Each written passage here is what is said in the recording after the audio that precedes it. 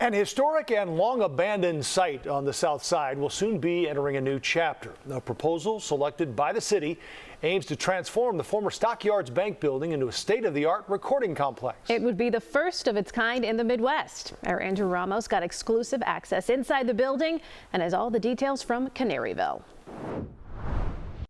Once a symbol of what was a thriving meatpacking district on the south side of Chicago, now a relic. Or as some in the Canaryville neighborhood would say, an eyesore. The former Stockyards Bank building is hard to miss at the corner of Halsted and Exchange. Built back in 1924 to resemble Philadelphia's Independence Hall, it housed two banks. But when the cattlemen and meatpackers who regularly did business there left, so did the tenants.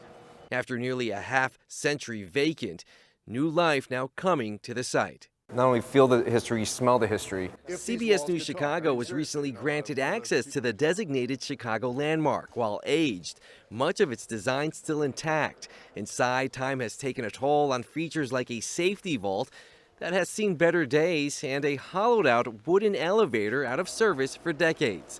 Third Coast Music, a nonprofit that promotes the music culture of Chicago through outreach, won a bid with the city to transform the building along with an adjacent lot into an $80 million recording complex, a first of its kind in the region. Not only serving the TV, film, and music industry, but the community at large. They're going to come here to learn. They're going to come here to be inspired. They're going to come here to have fun. They're going to experience music in ways they never even knew existed. That is our goal, to be this center for music for the entire Midwest, really. The direction behind Third Coast Music, Catherine Hughes, Rich Daniels, along with another partner, Susan Chapman, are all musicians with roots in Chicago.